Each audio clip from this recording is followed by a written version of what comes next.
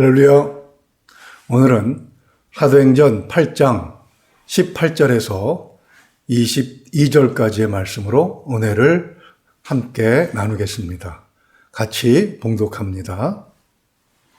시몬이 사도들의 안수로 성령 받는 것을 보고 돈을 들여 이르되 이 권능을 내게도 주어 누구든지 내가 안수하는 사람은 성령을 받게 하여 주소서 하니 베드로가 이르되 내가 하나님의 선물을 돈 주고 살 줄로 생각하였으니 내 은과 내가 함께 망할지어다. 하나님 앞에서 내 마음이 바르지 못하니 이 도에는 내가 관계도 없고 분깃될 것도 없느니라. 그러므로 너의 이 악함을 회개하고 주께 기도하라. 혹 마음에 품은 것을 사하여 주시리라. 아멘. 기도합니다. 은혜가 풍성하신 우리 아버지 하나님, 오늘도 저희들을 사랑하셔서 주 앞에 예배할 날을 허락하여 주시고 코로나19 와중에도 온 가족이 함께 모여 예배하게 하시니 진심으로 감사를 드립니다. 지난 일주일 동안 하나님께서 우리를 돌아보아 주시고 지켜주셨듯이 또한 다음 한 주도 하나님께서 함께 하실 줄로 믿습니다. 우리가 하나님의 뜻에 따라 그 한 주를 살아낼 수 있도록 오늘도 말씀이 우리 안에서 권능으로 역사하시기를 소망합니다. 하나님, 우리는 연약하여 세파에 흔들리기 쉽습니다. 우리의 믿음 없음을 용서하여 주시고 말씀을 통해서 부족함을 채워주시며 세상을 넉넉히 이길 수 있도록 이 시간 하나님의 크신 은혜로 함께하여 주시옵소서. 성령께서 함께 하시길 원하오며 우리 주 예수 그리스도 이름으로 기도하옵나이다. 아멘. 할렐루야. 얼마 전에 우연히 페이스북에서 지동설이 틀렸고 천동설이 맞다는 글을 보았습니다. 근거를 두 가지를 제시하더군요. 하나는 성경이었습니다. 그 여러 구절을 소개했는데 그 중에 한 구절만 제가 소개합니다. 전도서 1장 5절입니다. 해는 뜨고 해는 지되 그 떴던 곳으로 빨리 돌아가고 아멘. 지구가 돈다는 지동설을 주장하면 이와 같은 성경의 말씀을 부정하는 것이 된다고 했습니다. 정말 그런가 싶어 괜히 떨리죠. 저는 조금 떨렸습니다. 그러나 그가 주장하는 근거들을 보고 피식 실수하고 말았습니다. 그 사람은 자연과학적 근거라고 하면서 지구가 태양의 주위를 도는 그런 모습을 사진으로 찍힌 적이 없다는 것입니다. 어이가 좀 많이 없더군요. 이 사람은 아마도 성경을 과학 논문으로 생각을 한 것이 아닌가 싶더군요. 이것은 성경에 대한 잘못된 사용의 심각한 한 예라고 할 수 있습니다. 성경은 과학서적이 아니지요. 문학적 표현 방법을 통해서 진리를 기록해 우리에게 주신 것입니다. 전서 1장 5절 말씀은 지구에 발을 디디고 서서 태양의 변화를 보는 사람의 입장에서 그것을 기록한 것이지 과학적으로 그렇다는 증거는 아니죠. 또한 지구가 태양 주위를 도는 사진이 없어서 지동설을 주장할 수 없다고 하는 주장은 초등학교 고학년만 되어도 충분히 반박할 수가 있습니다. 태양과 지구 그리고 달의 관계만 설명할 수 있어도 충분하지요. 지구가 태양 주위를 돈다는 가정하에 계산된 코스를 따라서 우주선을 화성에도 보내고 태양계 바깥으로도 내보내고 있지 않습니까? 그런데 왜 이런 쓸데없는 이야기들이 나오는 것이겠습니까? 그것은 나는 움직이지 않고 세계가 나를 중심으로 움직이기를 원하는 그런 욕심 때문입니다. 일상생활 가운데서 나타나는 그 가장 대표적인 심리적 현상은 내로남불이라고 할 수 있습니다. 내가 하면 로맨스요?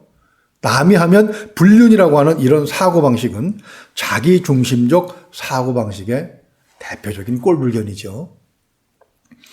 이것이 신앙생활에도 그대로 나타나면 앞에서 말씀드린 것 같이 성경을 기괴한 주장의 근거로 삼는 오류가 발생하게 되는 것입니다. 하지만 가장 큰 문제는 아예 하나님을 떠나 우상을 섬기는 그런 계기가 되기도 한다는 것입니다. 나의 중심이 내가 되는 것은 신앙생활에 있어서 참 여러 가지 문제를 불러옵니다. 왜 그것이 문제가 되는 것이겠습니까? 나 중심의 신앙적 오류를 한번 생각을 해보려고 합니다. 그러나 부정적인 것만 있는 것은 아닙니다. 긍정적인 부분도 있습니다. 내가 나의 중심이 된다는 그런 것은 주관이 뚜렷하다는 장점이 될 수도 있죠. 이럴 경우에 자존감이 높아서 웬만한 일에는 우울과 불안에 시달리지 않는 그런 안정된 감정과 심리적 상태를 유지할 수 있다고 합니다. 심리치료사인 주디스 벨몬트는 자존감을 나에게 주는 최고의 선물이라는 주장을 합니다. 그는 가수 휘트니 휴스턴의 노랫말을 빌려서 이렇게 주장을 해요. 스스로 사랑하는 것이 가장 중요한 사랑이다. 사실 이것은 매우 중요합니다. 나를 사랑할 수 있어야 다른 사람도 사랑할 수 있기 때문이죠. 내가 배고픔이 뭔 줄 알아야 사울 굶은 이웃이 얼마나 배고픈지 알 수 있는 것 아니겠습니까? 그러나 이것은 세상이 나 중심으로 돌아간다는 사고방식하고는 다른 것입니다.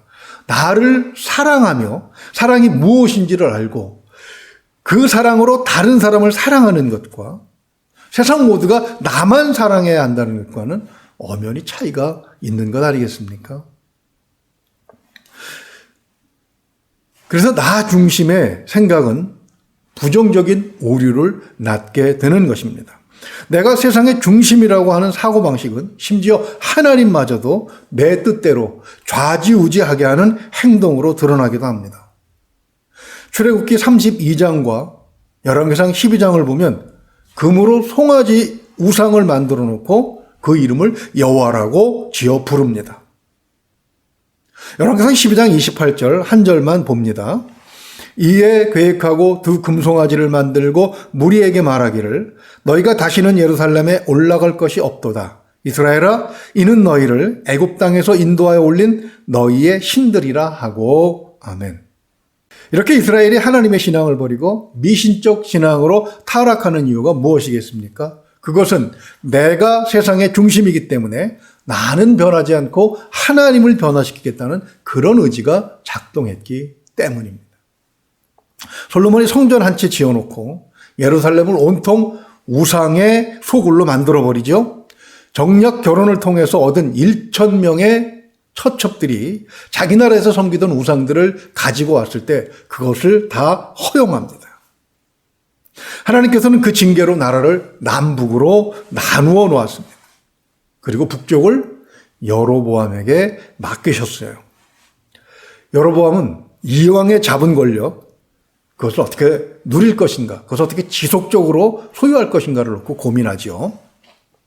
왜냐하면 성전은 예루살렘에 있는데 예루살렘으로 예배하러 간 사람들이 자기를 배신하고 돌아오지 않거나 또는 제사를 드리러 갔다가 다시 유대의 왕족에게 마음이 돌아갈까 봐 걱정했기 때문입니다. 그는 고민 끝에 북이스라엘의 영토 내 두 곳, 즉 베델과 단을 택하여 산당에 금 송아지를 만들어 놓은 거예요. 자기에게 권력을 주신 하나님을 생각하지 않고 자신의 이익만을 고려했을 때 여로보암에게 하나님은 우상 그 이상도 그 이하도 아니었던 것입니다. 그저 자신의 정치적 목적을 성취하기 위한 그런 수단, 언제든지 편리하게 동원할 수 있는 도구 정도로 그렇게 여긴 것이죠. 이렇게 나 중심의 신앙생활도 외형적으로 볼 때는 대단해 보일 수 있습니다. 나 중심의 신앙생활이라고 해서 열심히 없는 것이 아니기 때문입니다. 출애굽기 32장 3절을 보죠. 모든 백성이 그 귀에서 금고리를 빼어 아론에게로 가져가매. 모세가 율법을 받으러 시내산에 하나님 앞에 가 있는 동안에 불안함을 느낀 이스라엘 군중은 아론을 협박합니다. 신을 만들게 해달라는 것이죠. 아론은 백성 개개인에게 그들이 보유하고 있는 금을 요구합니다. 출애굽기 32장 3절은 그들의 정성이 얼마나 지극했는지를 보여주는 것이죠. 모든 백성이 아낌없이 금을 가져다가 바친 것입니다. 평촌 먹자 골목을 지나다가 조용한 변화 한 가지를 보았습니다. 제가 목사라서 그랬나요? 사주 카페나 타로 점 카페 등이 생겨났더군요. 원래는 평일 저녁이나 공휴일날 먹자골목 노상에 텐트를 쳐놓고 장사를 했는데 사람들이 많이 몰리다 보니까 어느새 정식 가게를 얻어서 개업을 한 것입니다.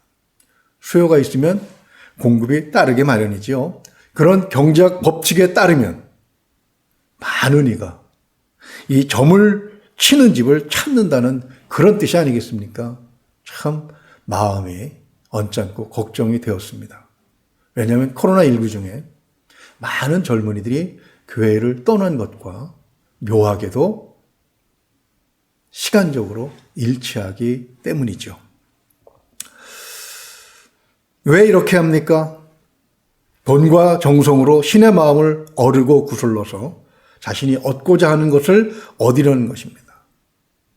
우상이 좋은 점이 무엇입니까? 우상은 자기를 믿는 자들에게 변화를 요구하지 않습니다. 점쟁이나 승려 같은 우상의 사제들이 주장하는 바는 무엇입니까? 원하는 것을 얻으려면 정성을 바치라는 것입니다. 선거 때 강남의 점집이 호황을 누린다죠. 그들이 점쟁이나 용하다는 승려에게 바치는 금액은 크리스천의 헌금하고는 비교할 바가 아닙니다. 그렇게 해서 부적 한 장 얻으면 그것을 또 얼마나 소중하게 간직합니까? 집에 불이 났다고 해도 다른 거 다 놔두고 그 부적만 가지고 나올 정도라고 합니다. 오늘 우리가 읽은 본문을 보면 시몬이라는 사람이 나와요. 그는 사마리아 지방에서 매우 유명한 마술가였습니다. 인기도 대단해서 신분 고하에 상관없이 많은 사람들이 그를 추종했습니다. 그런데 그가 놀랍게도 예수를 믿고 그리고 세례까지 받은 거예요. 사마리아 사람들이 예수님을 영접하고 세례 받았다는 소식을 들은 예루살렘 교회에서 베드로와 요한을 급하게 파송합니다. 사마리아에 가서 그들은 세례를 받은 사람에게 안수를 하죠. 사도들에게 안수를 받은 사마리아 사람들도 성령을 받았습니다. 이때 시몬의 눈이 번쩍 뜨인 거예요. 그 어떤 반응을 보였습니까? 18절을 보면 사도들에게 돈을 내놓고 이렇게 요구합니다. 이 권능을 내게도 주어 누구든지 내가 안수하는 사람은 성령을 받게 하여 주소서. 이때 베드로는 어떻게 반응했을까요? 그는 대노했습니다. 성령 강림은 하나님의 선물인데 그것을 돈 주고 살 생각을 하다니 네 은과 함께 망할 것이라고 소리를 친 것입니다. 21절도 한번 읽어볼까요? 하나님 앞에서 네 마음이 바르지 못하니 이 도에는 네가 관계도 없고 분깃된 것도 없느니라. 아멘. 성령은 하나님의 영이십니다. 성령 강림이란 하나님께서 우리 안에 오신 것을 말씀하시는 것이죠. 시몬처럼 마음이 바르지 못하면 하나님께서는 그 안에 강림하실 수가 없으신 것입니다. 시몬은 전도를 받고 예수를 구세주로 영접한다고 세례까지 받았지만 마음이 바뀌지 않았기 때문에 하나님의 도와는 관계가 없는 사람인 것입니다. 자, 그렇다면 마음이 바르다는 것은 무엇을 말하는 것이며 어떻게 그런 마음을 가질 수가 있겠습니까? 마음이 바르지 않으면 하나님의 도와 상관도 없고 분깃도 없다는 의미를 가장 잘 설명해 주는 말씀이 바로 주님께서 마태복음 7장 21절에서 하신 말씀입니다. 나더러 주여 주여 하는 자마다 다 천국에 들어갈 것이 아니요 다만 하늘에 계신 내 아버지의 뜻대로 행하는 자라야 들어가리라. 아멘. 마음이 바르지 못하다는 것은 하나님 아버지의 뜻과 다른 마음을 가졌다는 것을 의미합니다. 그런 사람에게 하나님의 나라의 자리, 즉 분깃이 없는 것은 당연한 것이죠. 어떻게 하나님의 뜻과 나의 뜻이 같아질 수 있겠습니까? 첫째는 마음이 변화되어야 합니다. 우리의 뜻이 어떻게 하나님의 뜻과 같아질 수 있겠는가? 다시 한번 질문을 해봅니다. 그것은 내 뜻을 버릴 때 가능하겠지요? 어떻게 내 뜻을 버릴 수 있어요? 22절에서는 이렇게 말씀합니다.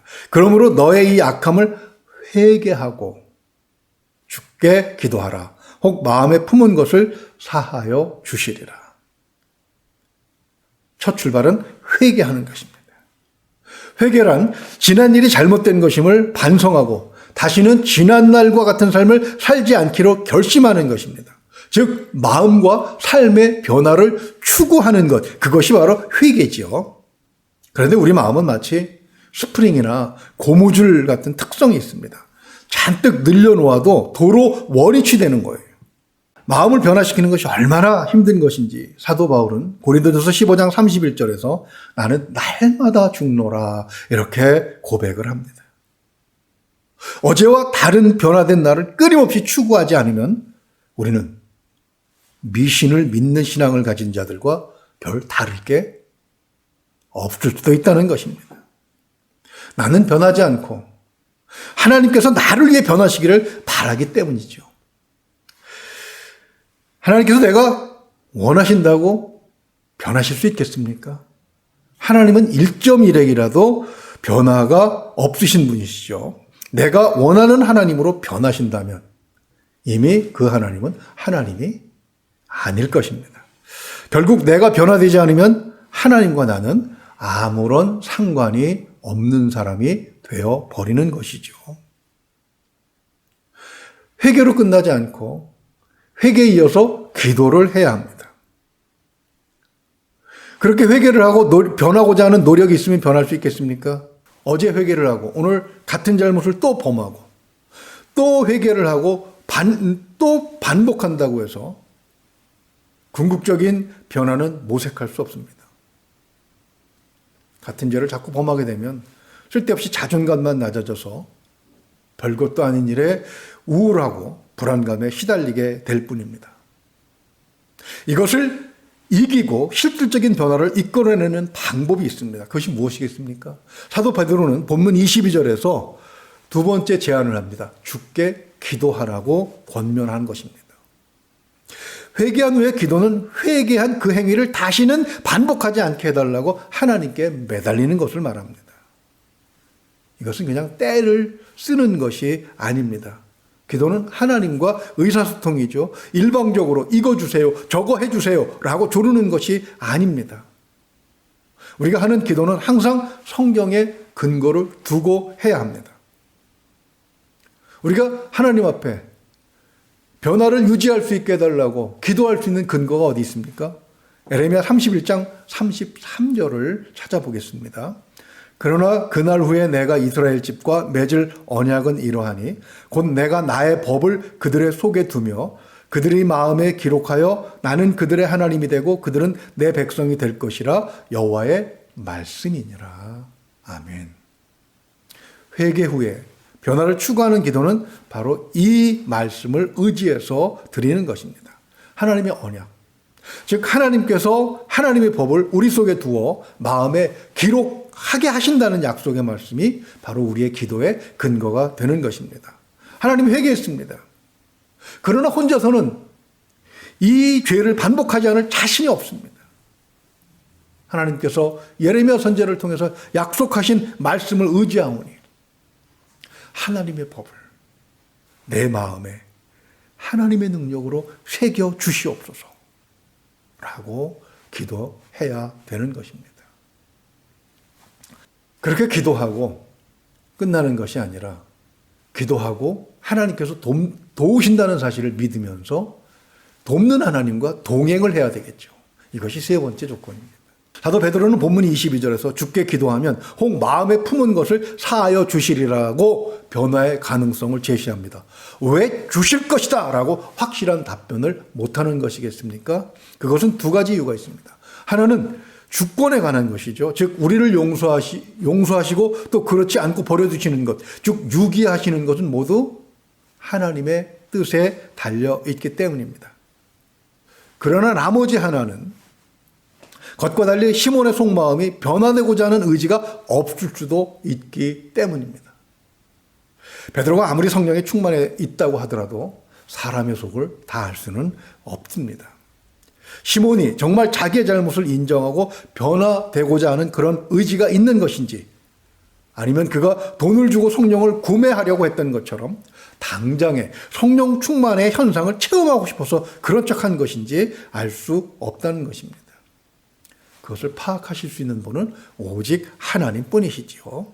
하나님께서 회개하고 구원받은 사람에게 성령으로 임재하시는 것은 오직 예수님께서 약속하신 그것을 기반으로 우리에게 베푸시는 은혜입니다. 주님은 요한복음 14장 14절을 보면 최후의 만찬석상에서 제자들에게 이렇게 약속하시죠. 내 이름으로 무엇이든지 내게 구하면 내가 행하리라. 그것은 바로 보혜사 성령님을 의미하는 것이었습니다. 그렇게 임재하신 성령님께서는 요한복음 14장 16절을 보면 영원토록 너희와 함께 있게 하시겠다고 하셨습니다. 성령님은 영이시기 때문에 구원받은 모든 성도들과 함께 하실 수가 있습니다. 이것은 예수를 믿는 자들에게는 매우 중요한 의식, 즉 생각입니다. 사고방식이죠. 시편 139편 7절과 8절을 봅니다. 내가 주의 영을 떠나 어디로 가며 주의 앞에서 어디로 피하리이까? 내가 하늘에 올라갈지라도 거기 계시며 수월에 내 자리를 펼칠지라도 거기 계시니이다. 아멘. 이것은 하나님께서 나를 감시하시니 내가 옴짝달싹 못하겠구나 하는 그런 불평 어린 반응이 아닙니다. 어린아이가 나쁜 짓을 할 때는 부모의 눈을 피할 곳을 찾습니다. 그러나 어린아이는 곧 자신이 부모의 눈을 피해서 할 수 있는 일이 없다는 것을 깨닫고 체험하지요. 아무리 어려도 그것이 나쁜 짓이라는 것을 마음으로는 압니다. 오히려 나쁜 짓을 하고 있는데도 부모가 오래도록 보이지 않을 때는 그의 심정이 더 불안해집니다. 그 나쁜 짓이 아무 의미가 없고 재미도 없고 결국 울음을 터뜨리고 엄마, 아빠를 찾게 되지 않습니까? 성도는 바로 이런 의식을 가지고 살아가는 사람들을 말합니다. 시편 139편의 기자는 23절과 24절에서 그것을 이렇게 표현하고 있습니다. 하나님이여 나를 살피사 내 마음을 아시며 나를 시험하사 내 뜻을 아옵소서. 내게 무슨 악한 행위가 있나 보시고 나를 영원한 길로 인도하소서. 아멘. 60대 이상은 코로나19 백신을 거의 다 맞으셨겠지요. 또 7월에 맞으실 분들도 계실 것입니다. 백신 부작용에 대한 뉴스가 본물을 이루다 보니까 많은 분들이 백신에 대한 불안한 마음을 갖고 계신 것도 같습니다. 저도 마찬가지였는데요. 백신을 맞을 때 주님을 좀 빨리 뵙는 그런 기회가 되지 않을까 하는 기대를 가졌었습니다. 그러면서 언뜻 뒤를 돌아다 보게 되더군요. 지금 당장 떠나도 아무런 문제가 없을까? 지나온 자리는 깨끗한가? 그것이 매우 궁금했습니다. 혹시 처리하지 못한 일, 마무리하지 못한 중요한 잡은 없는가? 그런 생각이 들었지만 무엇보다도 내가 잘못을 해놓고 사과하지 못한 사람이 아직 남아있는 사람은 없나 하는 것이 가장 걱정이 되었습니다. 아마도 그런 것들이 남아있었던 모양이죠. 혹시나 하는 기대는 사라지고 역시나 바로 현실로 돌아오게 되었습니다. 사랑하는 평촌제일교회 성도님들, 우리가 가진 신앙은 변화를 추구하는 신앙입니다. 하나님께서 지금 이 순간도 우리가 변화하기를 원하고 계십니다. 우리를 사랑하셔서 부르셨기 때문이죠. 또 은총으로 빈틈없이 돌보시는 이유도 거기에 있습니다. 그 변화의 목표가 어딘지 잘 알고 계시죠? 놀랍게도 그리스도의 장성한 분량이 충만한 데까지입니다. 이때까지 하나님은 쉬지 않으시겠다고 하셨습니다. 주님 앞에 설 때 부끄럽지 않은 모습으로 설 수 있도록 하나님의 계획에 발맞춰 나가는 우디모르가 될 수 있기를 주님의 이름으로 축원을 드립니다. 기도하겠습니다. 말씀을 통하여 우리를 향하신 하나님의 뜻을 다시 한번 되새기게 하시니 감사합니다. 우리가 세상 사람들과 다른 이유를 알게 하셨사오니 그런 의식을 망각하지 않도록 성령께서 우리와 함께하여 주시옵소서. 때때로 세파에 흔들리다 보면, 그리고 세상의 화려함에 현혹되다 보면 우리의 마음이 흔들릴 때도 있음을 고백하지 않을 수 없습니다. 우리의 믿음이 부족한 것을 용서하여 주시고 오늘 주신 말씀이 기억나게 하셔서 우리가 크리스찬임을, 하나님의 사랑으로 부름받은 자들임을, 지금도 하나님께서 불꽃 같은 눈으로 우리를 살펴보고 계심을 깨닫게 하여 주시옵소서.